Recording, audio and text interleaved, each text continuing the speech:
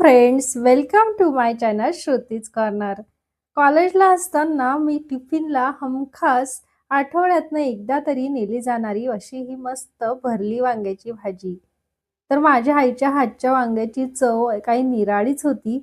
तर तिच्याकडनंच मी ही शिकलेली. तर ती आता माझ्या मुलीला आवडते. म्हणजे परंपरा अशी ही चालूच आहे. त्याच्यामध्ये एक छान मस्त सिक्रेट मसाला ती टाकायची. तोच इथं तुमच्यासोबत शेअर केलेला आहे. आणि मी म्हटलं असं नेहमी दाखवतात असं कुठलाही पदार्थ करताना, असं झेलताना, म्हटलं आपण करून बघावं जमतं का? तर जमलं का मला कमेंटमध्ये नक्की सांगा बरं का. म्हटलं की करावं. वांगी नंतर काय केलं, स्वच्छ अशी मस्त धुवून घेतलीत आणि अशी त्याला क्रॉसमध्ये कापायची. म्हणजे काय होतं, की जेणेकरून आपल्याला मध्ये कीड असली तर ती दिसते आणि वांगीसुद्धा शिजायला मदत होते. जास्त खूप 5-6 खूप फोडी करायच्या नाही. फक्त एका वांग्याच्या 4 फोडीच केल्या तरी चालतात. बघा किती स्वच्छ आणि पांढरी शुभ्र निघाली. आणि ही वांगी काळी पडू नये म्हणून याच्यासाठी सिक्रेट टिप्स म्हणजे ही कापल्या-कापल्या लगेच पाण्यात टाकायची. म्हणजे हे काय होतं, अजिबात काळे पडत नाही.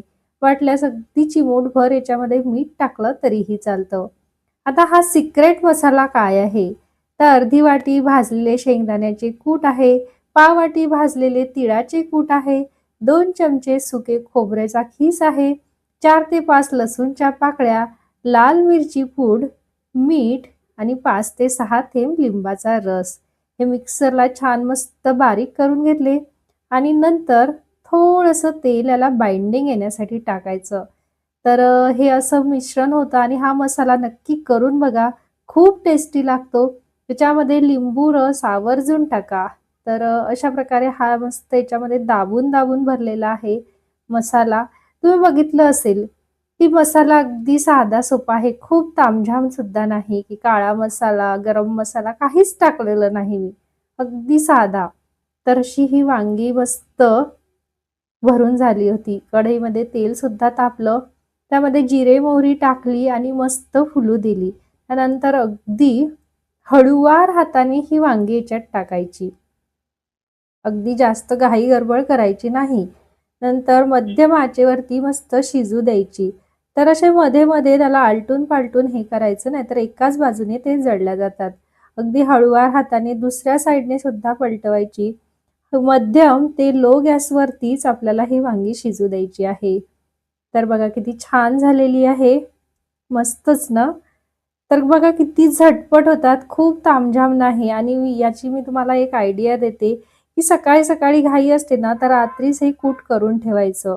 त्याच्यामध्ये मी अगदी थोडंसं 2 ते 3 चमचे पाणी टाकलंय, जेणेकरून हा मसाला थोडासा ओलसर व्हावा. नाही टाकलं तरी तेलातही छान होतात. जर नाही टाकलं तर छान असं क्रिस्पीनेस येतो. पण हा माझ्या मुलीला थोडासा रस्सा पाहिजे असतो म्हणून अगदी थोडंसं पाणी टाकलं आणि पुन्हा एकदा झाकण ठेवून शिजवून घेतली. वाह! काय भन्नाट रंग आलाय ना भाजीला. अगदी माझी आई बनवायची तशीच जमली.